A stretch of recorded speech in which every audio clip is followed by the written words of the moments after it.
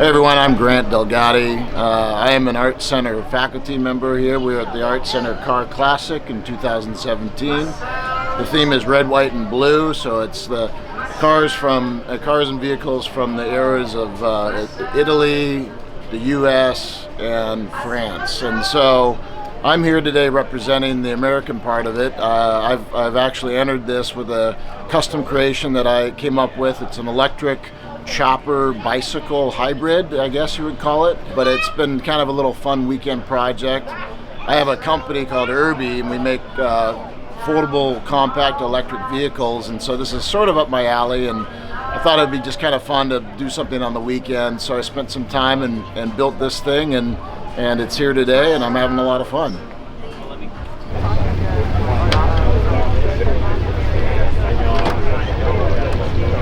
Good morning, I'm Pete Calloway with Calloway Cars. We're here at the ArtCenter Car Classic 2017.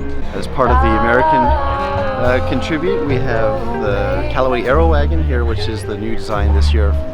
So the Aero Wagon is really a modern rendition of a shooting brake design on today's fastest available street car built in America, which is the Callaway Corvette SC 757 horsepower, which is based on the Z06. But add to that now a hatch replacement for the coupe, and you now transform the entire look of the car into something very unique and sophisticated looking, and it's done with a single panel replacement. The Aero Wagon consists of a new rear hatch, as well as the upper halo bar, and a new rear spoiler to complement the design. The part is just the same weight as the factory panel that comes off the car, and is totally reversible in case it needs to be done.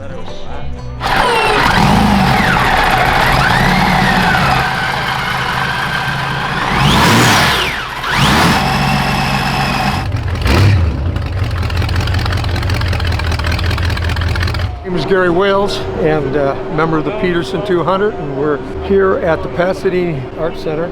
And this is my car. This is a project that I've been working on for a lot of years, but it's all been kind of a mental thing. I bought the car 35 years ago. It was a Park Ward old sedan. I just threw the body away, and I just wanted to keep the chassis because it was so lovely. And over the years, I did the chassis. I moved the engine transmission back 18 inches. It gave it very good light steering on it. And I put a 1928 Bentley Le Mans 4.5 liter radiator shell on it, because I think they're very beautiful.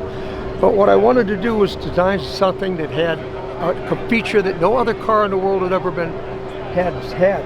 And not a bolt-on thing, something silly, but I said I want to do something really good. And it took a lot of years, and I finally came up with the concept, and I've been checking it out for 25 years. And that concept, and what that was, this is the first car and the only car in the world where the doors actually open around the spare wheels, and it does that on both sides. That's totally unique, and I've been checking it out with all my friends all over the world for 25 years, and they've never seen it before.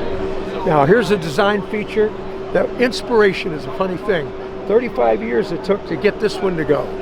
Now come to the back of the car, I want to show you something. The fan that I did for the license plate, and that was one of those things, gee, what am I going to do? And I went, oh, I know, I'll make a fan. And it took me 15 minutes to draw it out, cut it, bend it, and all I had to do was paint it. It took 15 minutes. So inspiration's a funny thing. It comes in an instant or over years. And this is my little car.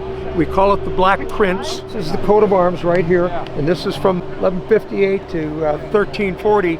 And they knocked him off because he was such a bad guy. And I thought somebody ought to do a little memorial for him. And so this is the Black Prince. And one interesting little feature that you might like is the tachometer is from a World War I French fighter plane. And you'll notice it's chronometric, which means it's like that, but the needle goes up to 4,700 RPM. That's your safe zone. When you got into the blue, it was kind of shaky because your machine guns were synchronized through the prop. And there it got a little dicey. If you were in the red, you were dead. You just shot your own prop off.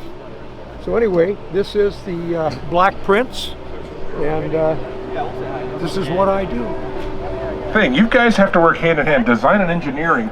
probably like never before as we head into the future. Oh yeah, definitely. I went to talk to some design engineers when I was up at General Motors facility. It's always a constant clash between designing and engineering, but they have to work together to kind of refine the best looking vehicle that's also most fuel efficient and has the best performance.